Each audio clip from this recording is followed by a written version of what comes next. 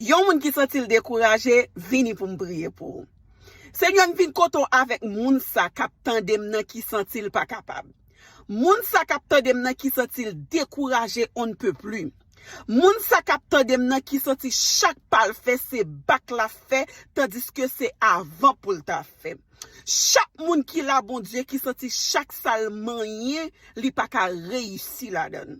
Je dis à m'vin koto avec yon moun qui avec yon d'lou nan yeux. Quel que soit sal fait d'lou a pa ka sécher. Je dis à m'vin koto avec yon moun qui senti dépression vle pote l'ale. M'vin koto avec yon moun qui senti c'est mauvais nouvelles seulement k'ap vin nan oreilles. M'vin koto avec yon moun c'est mal seulement y a parlé.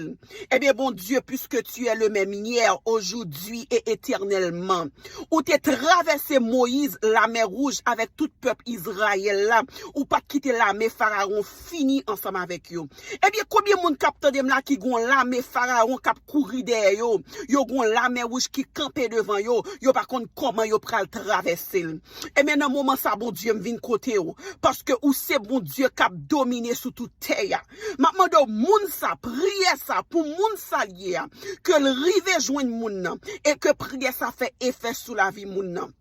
Mando Seigneur, nan moment ça même, passez toucher yon moun k'ap crier, passez toucher yon moun qui l'hôpital, passez toucher yon moun qui en détresse, passez toucher yon moun qui sentit pas capable, passez toucher yon moun qui sentit la vie à noir devant, passez toucher yon moun qui sentit deux pieds pas sous la terre encore, passez toucher yon moun qui sentit vêtu tête li, passez toucher yon moun qui sentit li pa wè ni devant ni derrière, passez toucher yon moun qui sentit li pa wè ni à droite ni à gauche, passez toucher yon moun qui sentit toute décision le prend, li pas connaît qui ça ka passer avec la ville. Parce que toucher yon moun qui senti gade parfois même vivre li pas vle vivre encore. Parce que toucher yon moun qui senti mon Dieu fidèle, la vie a mal pour lui, la vie a mal menel. Parce que toucher yon moun qui senti la vivre mais pas